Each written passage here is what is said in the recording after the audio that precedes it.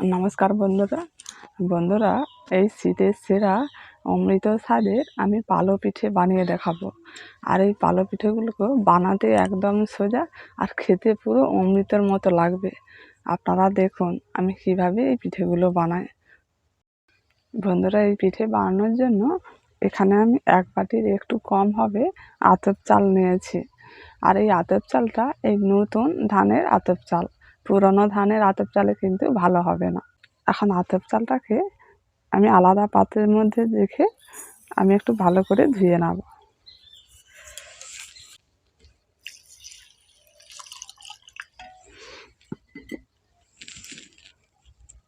এই জলটা ফেলে দিয়ে আবার একবার জল দিয়ে ধুয়ে নেব। এইভাবে একটু চুপটে চুপটে ধুয়ে নিতে হবে। চালের গায়ে যে ময়লাগুলো রয়েছে সেগুলো খুব সুন্দরভাবে উঠে যাবে। এখন চালটাকে খুব সুন্দরভাবে ধুয়ে নিয়েছি। এবার এর মধ্যে জল দিয়ে 20 থেকে 25 মিনিটের মতো রেখে দেব। বন্ধুরা, এখন 20 মিনিটের মতো হয়ে গেছে, আর চালটা এখন খুব সুন্দর ফুলে গেছে। দেখুন, এখন দেখুন চালটা খুব সুন্দর ফুলে গেছে। এবার এই চালটাকে আমি এখন বেটে নিচ্ছি।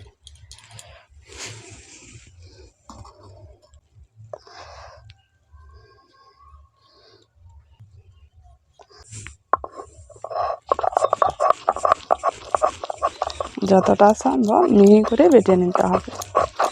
গোটা গোটা থাকলে তখন পিঠেটা কিন্তু ভালো হবে না।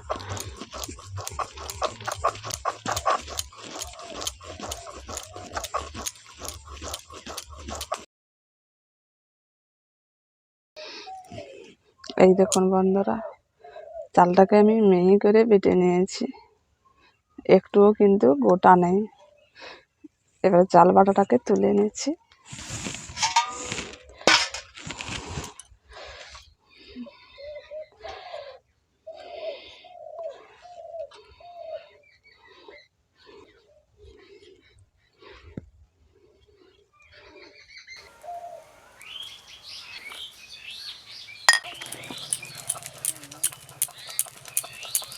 এখন চালটাকে খুব মিহি করে বেটে নিয়েছি, এখন তুলে নিচ্ছি।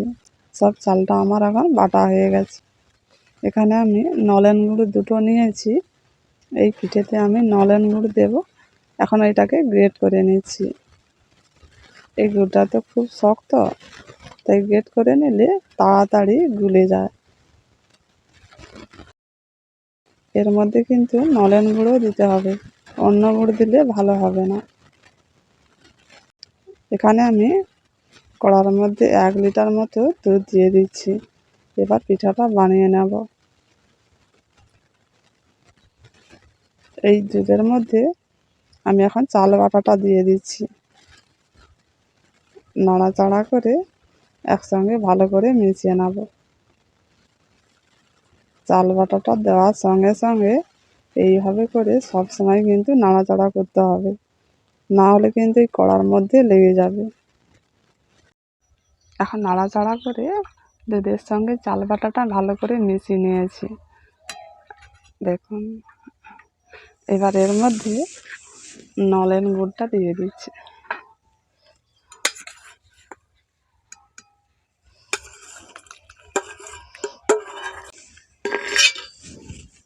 এবারে গুড়টা দিয়ে এইভাবে করে নাড়াচাড়া করতে হবে। যতক্ষণ না গাঢ় গাঢ় হয় ততক্ষণ পর্যন্ত এইভাবে নাড়তে হবে।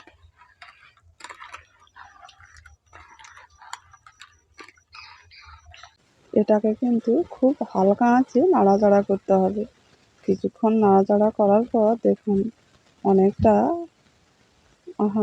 গাঢ় হয়ে গেছে। এইভাবে নাড়তে নাড়তে আরও অনেকটা গাঢ় হয়ে যাবে। দেখুন,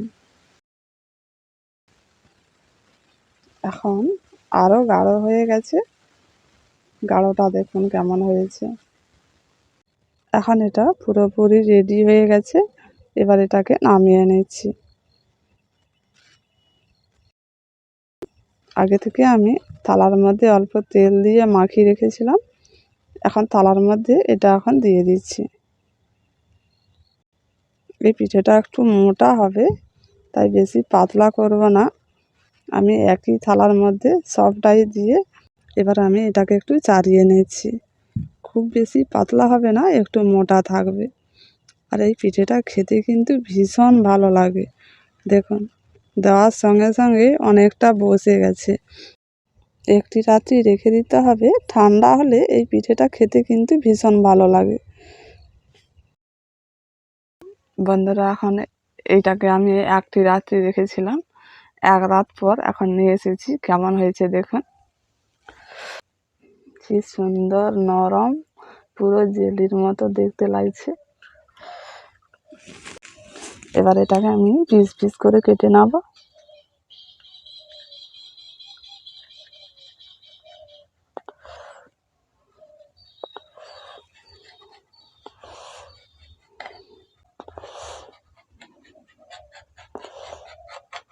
এই পিঠের স্বাদ একদম ভোলার নয়, খুব সুন্দর স্বাদ হয়।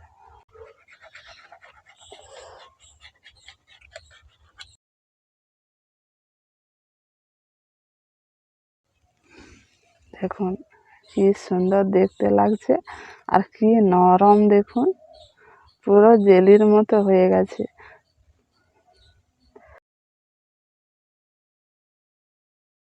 পালো পিঠে কিন্তু এই রকমই হয়, আর খেতে কি ভালো লাগে।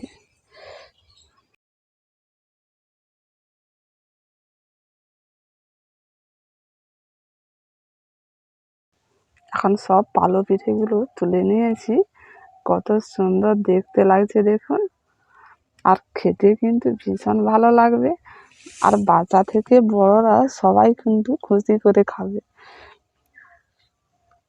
আর একদম নরম তুলতুল করছে, পুরো জেলির মতো হয়ে গেছে, একটুও কিন্তু গড়িয়ে পড়ছে না, খুব সুন্দরভাবে কেমন দেখাচ্ছে।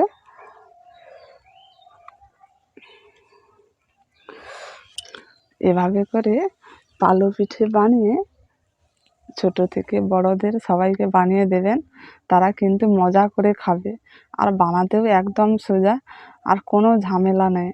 এভাবে করে বানিয়ে দেখবেন, কেমন লেগেছে এই রেসিপিটা কমেন্ট করে জানাবেন। আজকের মতো এখানেই শেষ করছি।